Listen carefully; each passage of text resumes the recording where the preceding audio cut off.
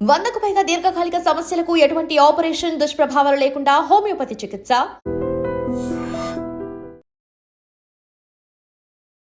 విజయనగరం జిల్లా కేంద్రానికి చెందిన పెద్ది లక్ష్మీనారాయణ మూర్తి గారు అభినవ భీముడు, అదేవిధంగా బాహుబలి భీముడు.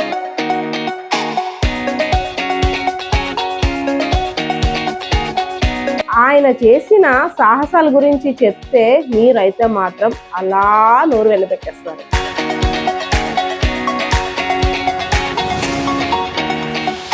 దాదాపు 3.5 టన్నుల బరువు కలిగిన ఏనుగుని ఆయన ఛాతీపై ఎక్కించుకొని సాహసించారంటే మీరు నమ్ముతారా?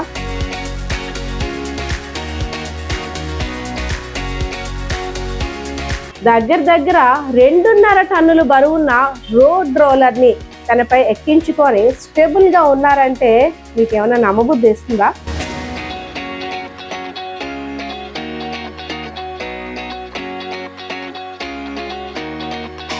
మా విజయనగరంలో ఉన్న బాహుబలిని చూసేయండి.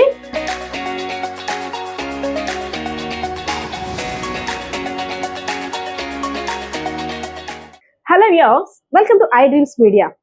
ప్రస్తుతం శక్తి సామర్థ్యాల గురించి మాట్లాడుకోవాలంటే 100 కేజీలు దాటి ఎవరైనా లిఫ్ట్ వెయిట్ చేస్తున్నారంటే దాన్ని ఏమంటాం మనం?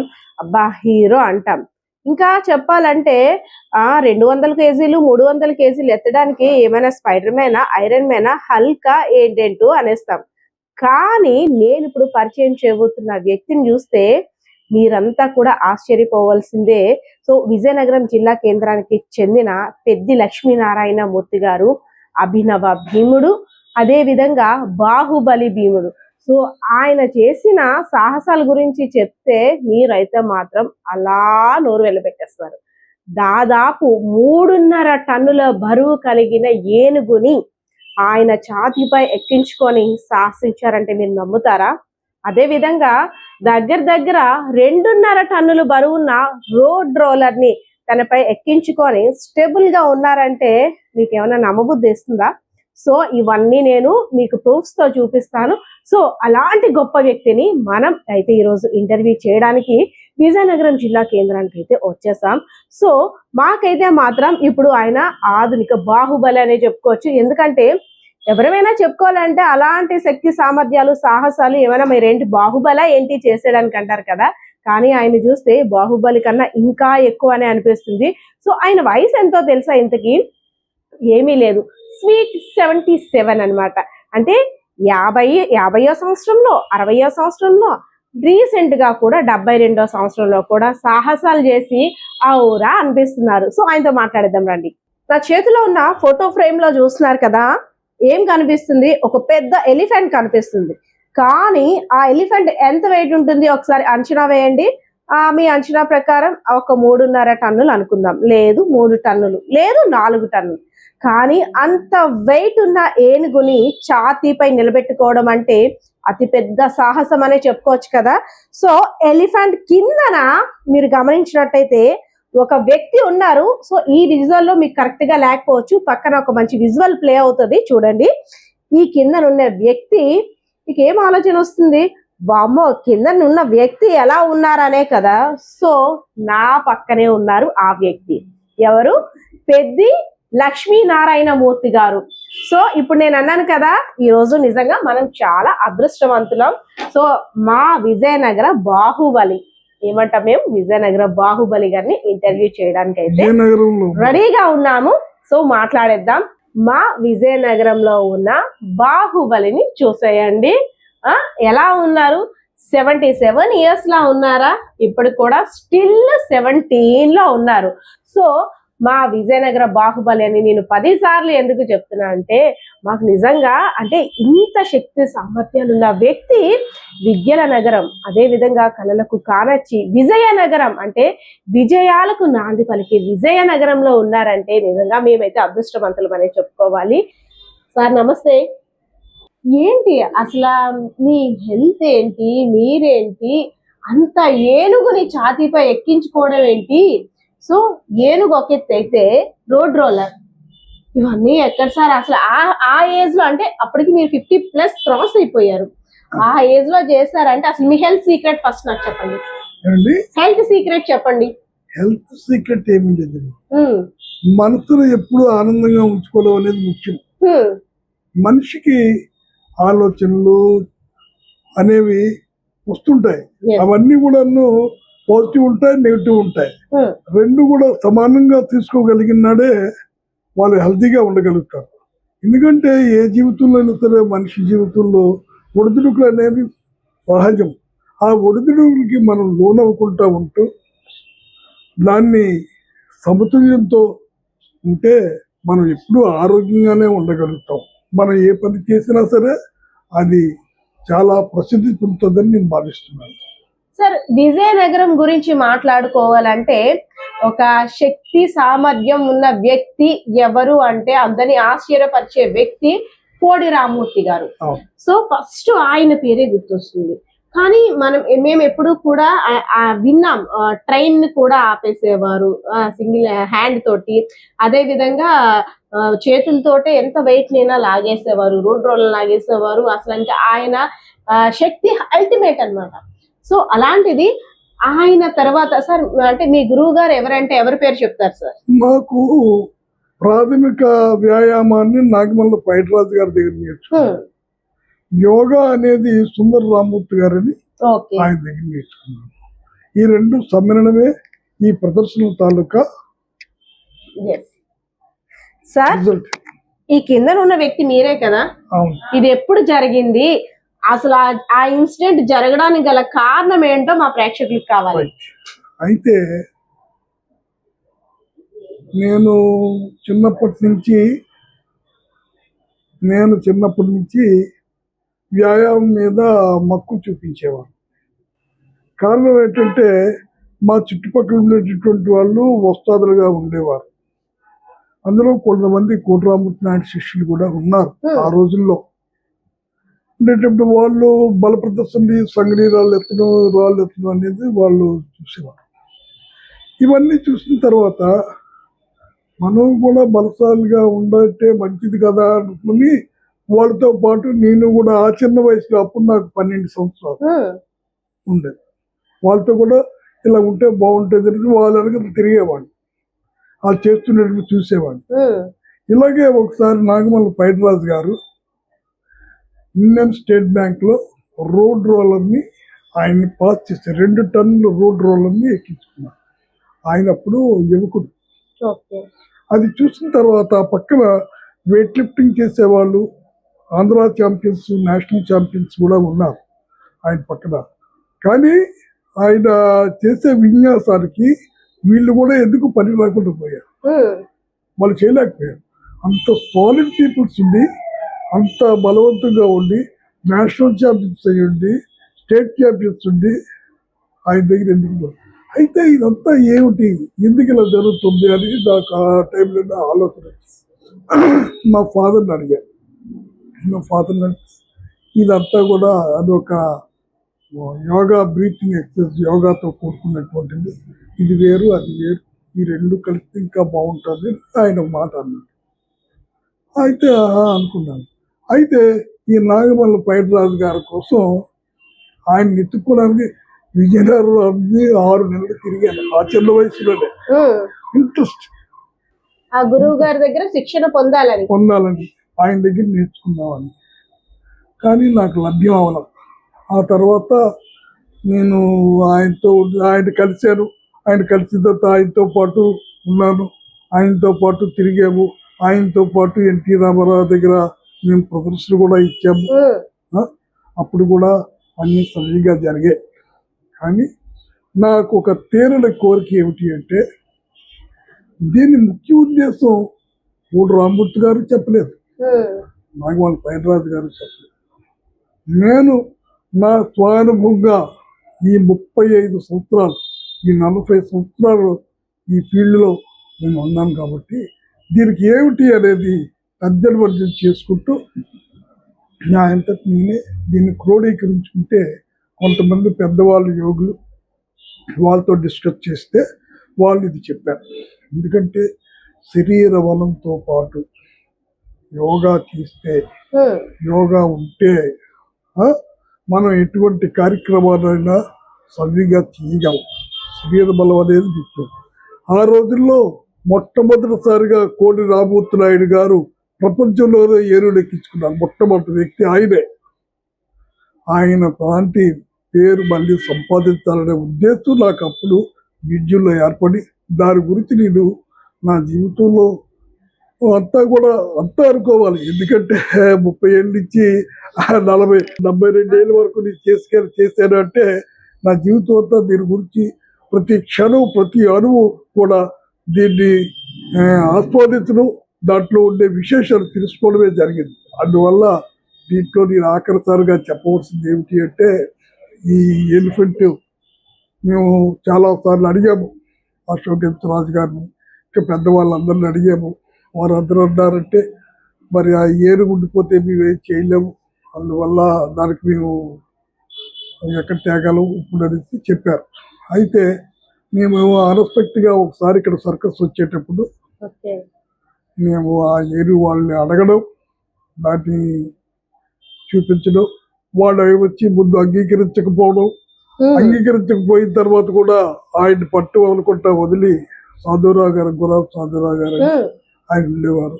ఆయన ప్రోత్సహించి మీకు ఎటువంటి హామీ అయినా మేము ఇవ్వడానికి సిద్ధంగా ఉన్నామని ఆయన హామీ ఇచ్చి నా దీనికి ఎంతో తోడ్పడ్డారు. ఆయన ఈ ఫీట్ చేయడానికి తోడ్పడ్డారు.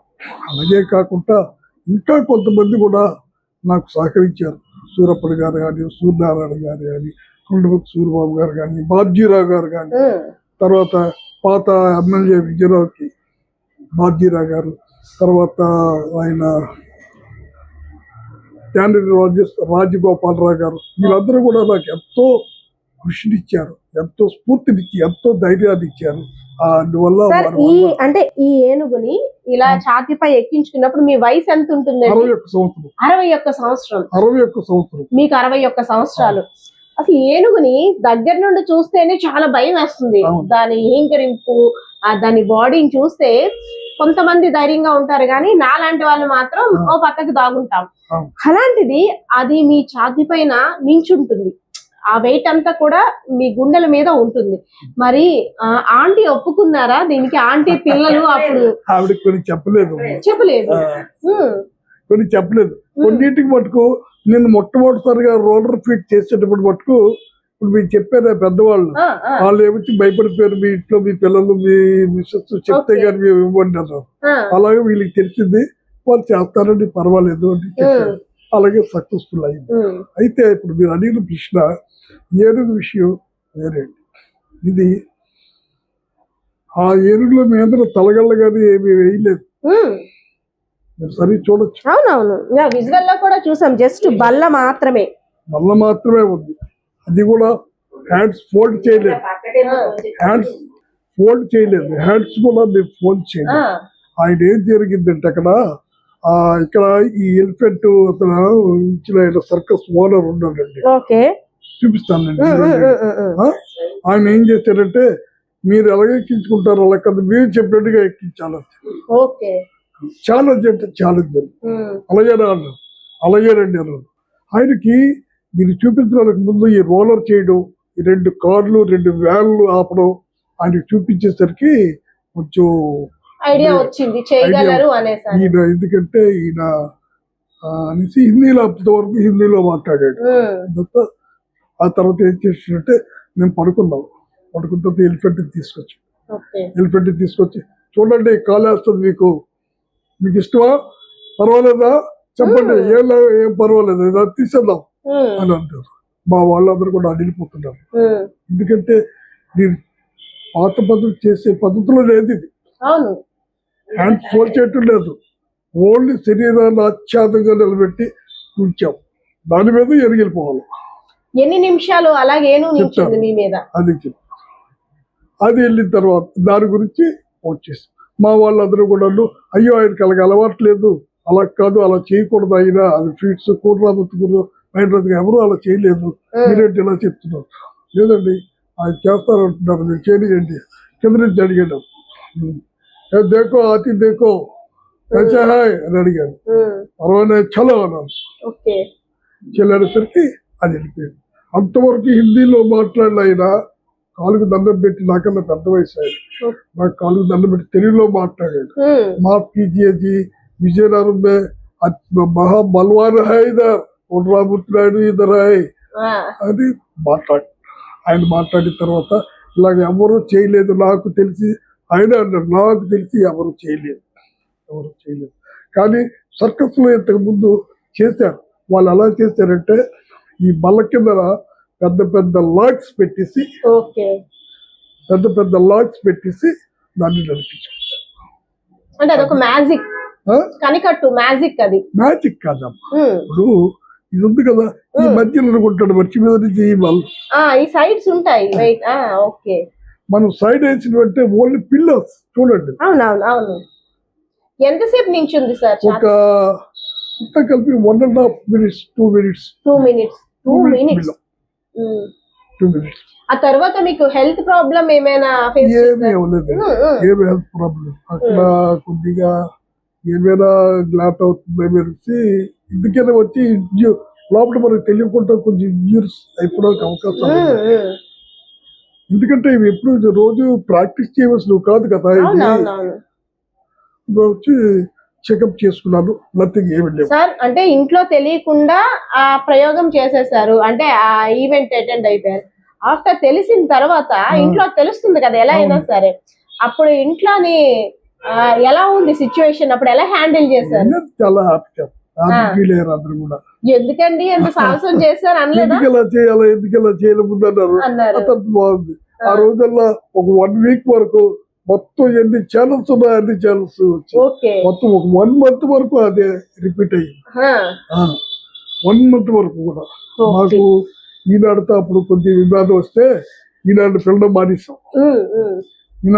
మానేస్తే ఏమైందంటే వాళ్ళు వచ్చి వాళ్ళు ఉద్యోగులు తీసేశారు. ఎందుకో అప్పుడు వాళ్ళు సార్ ఏదో ఇది అని చెప్పారు. అది జరిగింది సార్. ఇవన్నీ అంటే ఏనుగుని ఛాతీ పైన ఎక్కించుకున్న బలశాలి యొక్క చెప్పారు. హెల్త్ సీక్రెట్ ఏంటంటే యోగా ఒక ఎత్తు, కానీ ప్రస్తుతం ఇప్పుడు ఏమీ లేదు. ఒక బకెట్ వాటర్ తీస్తేనే మేము చాలా ఇబ్బంది పడిపోతున్నాం. బకెట్ తో వాటర్ కూడా మొయ్యలేని పరిస్థితిలో ఉన్నారు. ఏదో అంటే జిమ్స్ కి వాటికి వెళ్తున్నారంటే వెయిట్ 100 లోపు 200 kg లోపు అలా వెయిట్ గెయిన్ చేస్తున్నారు. కానీ హెల్త్ విషయం వచ్చేసరికి అప్పట్లో ఫుడ్ ఏ విధంగా తీసుకునేవారు? స్పెషల్ ఫుడ్ ఏమీ లేదు. నా కోసం స్పెషల్ ఫుడ్ అంటే ఏమీ లేదు. మస్తుగా తినేవాడు.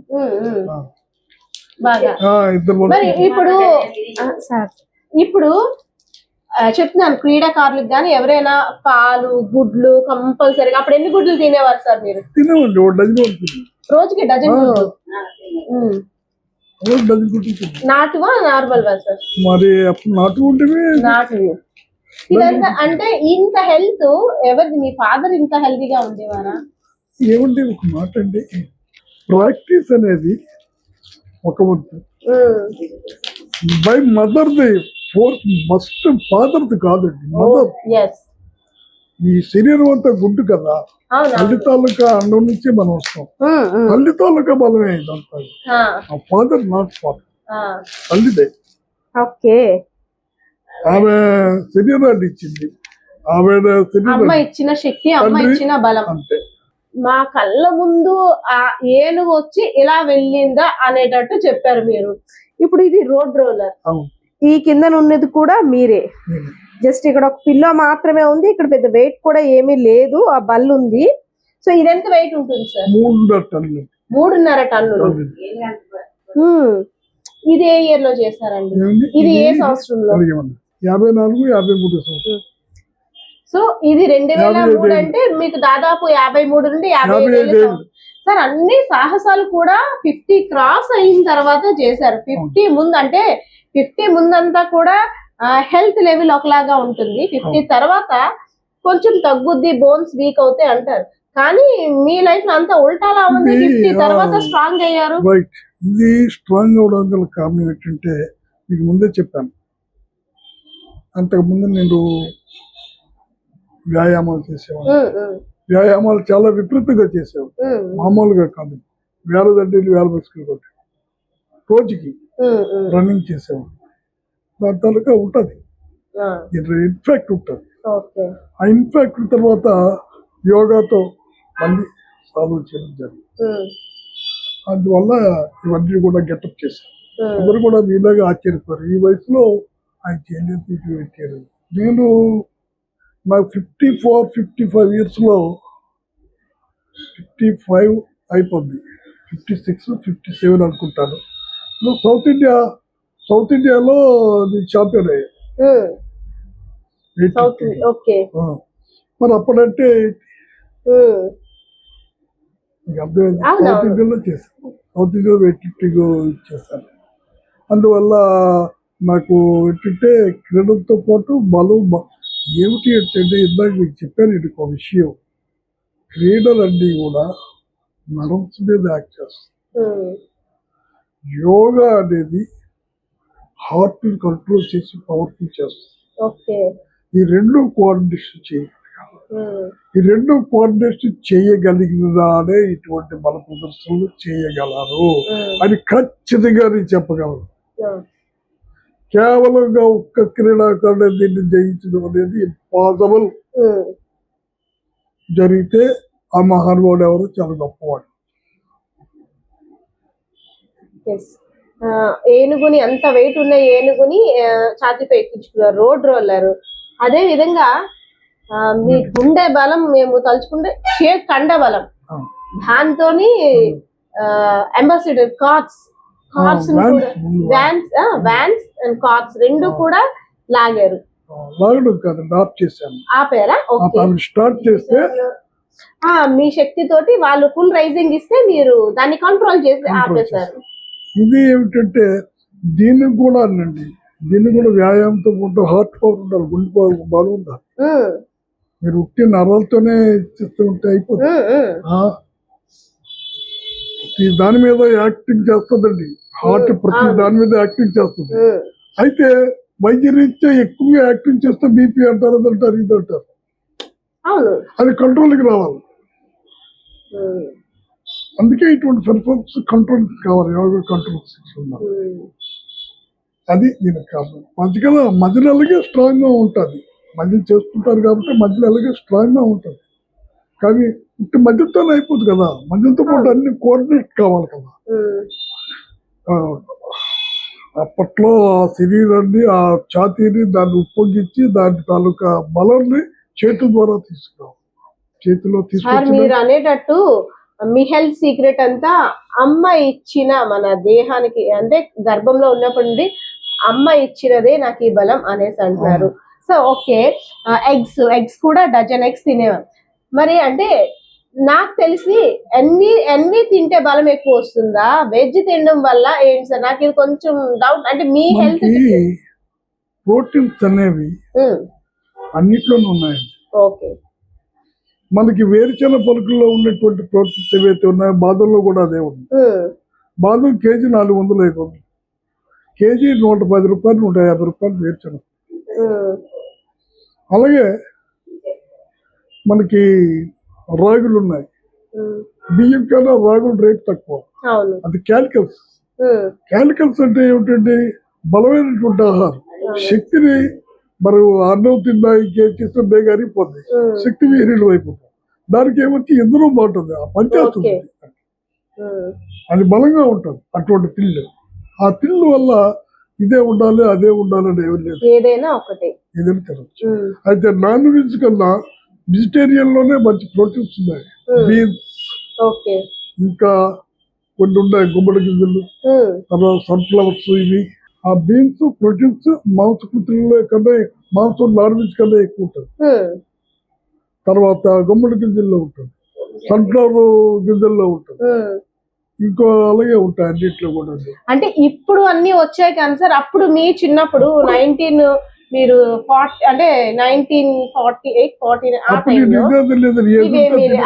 అది అన్నారు. అదే లేదండి, నాకు ఏదైనా ఆకలి వేయడం ఈ వేళ ఆకలి వేయడం అనేది ముఖ్యం. ఆకలి అయితే మస్తుగా భోజనం అవసరం. మరి ఇప్పుడు అంతా ఆకలిని కంట్రోల్ చేసుకోవాలి, ఇది తినకూడదు అది తినకూడదు, అది రెస్ట్రిక్షన్స్. ఉందండి. కరెక్టే, వారు చెప్పింది కరెక్టే. మన బాడీలో ఏమిటంటే కోడికి శేషకట్లాగా ఉంటుంది చూసారా, అవునవును. అదేలాగే మనకి ఒక జీర్ణక్రియకి ఒక రసం కారుతుంది. అది అలా ద్రవిస్తూనే ఉంటుంటుంది. మన నోట్లో ఉమ్మి ఎలా ఊగుతుంటుందో అది ఉంటుంది. దానివల్ల ఆకలి పుట్టేస్తుంది. ఓకే. ఆ ఆకలి పుట్టేసినప్పుడు అవన్నీ తినేస్తే బలం అనుకుంటారు. నా శరీర శ్రమ, హార్ట్, లివరు, కిడ్నీ సరిగ్గా ఇవన్నీ పనిచేస్తేనే వాటికి సరిగ్గా వెళ్తారు. లేకపోతే ఇంక అర్థమైంది. అవును. అది ఏంటంటే ఇవన్నిటికీ కారణం గాలి. మీరు గాలితో మాత్రమే సరిగ్గా చేయగలిగినాడు మీకు ఏది అక్కర్లేదు. ఈవేళ ఋషులు ఉన్నారు, తర్వాత యోగులు ఉన్నారు, అవును. 100 సంవత్సరాలు ఉంటున్నారు, వాళ్ళు ఎన్నెన్నో విన్యాసాలు చేస్తున్నారు, ఎన్నెన్నో చేస్తున్నారు. ఇవన్నిటికి కారణం ఏమిటండి? గాలి. తిండి కాదు, గాలి. తిండి కాదు. శరీరంలో ఉండేటువంటిది ఇమ్యూనిటీని కాపాడుకుంటుంది, ఇమ్యూనిటీని పెంచుకుంటుంది. అదంతా కూడా ఒక్క ఆలోచనతోటే మనకి ఉండే మంచిగా చెడేలా అన్నిటికీ కారణం ఆలోచన. మన ఆలోచన శైలి కూడా. ఆలోచన, ఆ ఆలోచన అంటే it is depending on the pure chemicals. మన ఆలోచనలన్నీ కూడా కెమికల్స్. ఓకే. బయట మీకు ఎన్ని రకాలైనటువంటి కెమికల్స్ ఉన్నాయో మన శరీరంలో కూడా అన్ని కెమికల్స్ ఉన్నాయి, మన ఆలోచనలో కూడా అన్ని కెమికల్స్ ఉన్నాయి. ఆ ఆలోచనలోనే మన కెమికల్స్ తయారైపోతాయి. మన కోపం వస్తే ఒకలా తయారవుతాం, ఆ సంతోషం వస్తే ఒకలా తయారవుతాం. What is that? అవిట్ is possible that chemical reaction వస్తుంది. అంటే ఎంత శక్తి వల్ల ఉన్నదో ఆలోచించండి. మానవుల్లో ఎంత శక్తి ఉందో నేను సొంతంగా తెలుసుకుని ఎంత శక్తి. అన్ని కోట్ల మైళ్ళ దూరంలో ఉండే సూర్యుడిని ఇలాగ ఈ కన్నుతో ఇలా చూస్తున్నామంటే ఎంత శక్తి ఉంది మనకి. మన శక్తిని మనం సరైన మార్గంలో పెట్టుకోవటం లేదు, మన ఆలోచనలు సరైన మార్గంలో పెట్టుకోవటం లేదు, కంట్రోల్లో ఉండటం లేదు, అన్కంట్రోల్డ్ అయిపోతున్నాయి. దీనికి అంతరికి కారణం అజ్ఞానం. సరే, ఇప్పుడు మీకు ఇంటర్వ్యూ ఇవ్వడానికి కూడా కారణం ఏంటంటే ఏదో నా గొప్పతనాన్ని చాటుకుందామని చెప్పడం కాదు. ఇది ఒక లెసన్ గా పబ్లిక్ వెళ్ళాలి యోగా. అలాగే ఇక్కడే కాదు, అమెరికాలో కూడా మీ శక్తిని గుర్తించారు. ఎస్, అదే కాకుండా గిన్నెస్ వరల్డ్ రికార్డ్స్ లో కూడా స్థానాన్ని దక్కించుకున్నారు. సో ఈ అవార్డ్స్ రివార్డ్స్ అన్ని అసలు అంటే నాకు తెలిసి ఇవన్నీ మీకు తక్కువే అనుకుంటాను నేను. ఏమైనా ఏమండి, ఒక మాట చెప్తాను. నేను ఎప్పుడు కూడా అవార్డ్స్ కావాలని లేకపోతే రివార్డ్స్ కావాలని కోరుకోలేదు. స్వచ్ఛంగా అతి పేదవాడు కూడా, ఈవెన్ దో దగ్గర కూడా నేను మనిషినే, నాకు ఆకలితో చచ్చిపోతున్నాను అనే స్థితి నుంచి ఇటువంటివి దారి తీస్తాయి. ఇటువంటివన్నిటి కూడా అటువంటి స్థితిని మార్చేస్తాయని ఖచ్చితంగా చెప్పగలను. వాళ్ళు ఆ బ్రెయిన్ ఎలా ఉంచాలో తెలియటం లేదు, దానికి ఏమిటి సాధన చేయాలో తెలియటం లేదు. ఆ సాధనలు తెలుసుకున్నాడు ఒక పూట చాలు. మనకు అంటారు చాలా మంది యోగా గురించి, ఒక పూట తింటే 3 పూటలు తింటే రోగి, 2 పూటలు 3 పూటలు తింటే మరో 2 పూటలు తింటే యోగి, 1 పూట తింటే యోగి అని. మరి ఎవరు పాటిస్తున్నారు? దీన్ని కంట్రోల్ చేయటం లేదు. దీన్ని కంట్రోల్ చేయాలంటే ఎలాగా? యోగా. ఇందాక మీకు చెప్పిన రసం కారుతుంటుందని, ఏది లోపల నుంచి ఆ జీర్ణశక్తి రసం, దాన్ని కంట్రోల్ చేయగలగాల. అప్పుడు అన్ని కంట్రోల్ అయిపోతాయి. దాన్ని కంట్రోల్ చేయలేదు యోగా. అది కంట్రోల్ చేస్తే ఇది కంట్రోల్ అవుతుంది, ఇది కంట్రోల్ అయితే ఇది కరెక్ట్గా వస్తుంది, అప్పుడు పని చేస్తుంది. దీన్ని పని చేయకుండా పడుకుంటే ఇది పని చేయదు. సార్, మీ పిల్లలు ప్రౌడ్ గా ఫీల్ అవుతారా మరి? అంటే ఈ వారసత్వం అనేది మరి మీ పిల్లలకి ఇచ్చారా లేదా? మా పిల్లలు ఆయన ఉన్నారు కదా, ఇప్పుడు మా పెద్ద అబ్బాయి, ఆయన ఎయిర్పోర్ట్ నుంచి వచ్చారు, బయటికి వచ్చి ఇక్కడ ఆఫీసర్గా చేస్తారు, కస్టమ్స్ ఆఫీస్లో ఆఫీసర్గా ఉన్నారు. ఆయన తిరుత్తరు నుంచి స్టేట్ లెవెల్ స్పోర్ట్స్ మ్యాన్ ఆయన. ఓకే. తర్వాత ఎయిర్ ఫోర్స్లోకి వెళ్ళిన తర్వాత కూడా క్రికెట్లో బ్రాంజ్ మెడల్, ట్రిపుల్ జంప్లో గోల్డ్ మెడల్, బ్యాడ్మింటన్లో గోల్డ్ మెడల్, అవన్నీ కూడా. ఓకే. ఓకే. అలాగే షటిల్లో గోల్డ్ మెడల్, జావలిన్లో గోల్డ్ మెడల్. జావ్లిన్. ఇది అలాగే మా చిన్న అబ్బాయి ఈయన ఉన్నారు కదా, ఆయన కూడా స్టేట్ ఛాంపియన్, నేషనల్స్కి వెళ్ళారు అథ్లెటిక్స్లో, ఛాంపియన్ అయ్యాడు ఆయన. అంటే ఇదంతా మీ నుండి వచ్చింది అంటారా? మరి మీకు మీ మదర్ ఇచ్చారన్నారు కదా బలం, అలాగే వాళ్ళమ్మ ఇచ్చిన బలమా ఇది?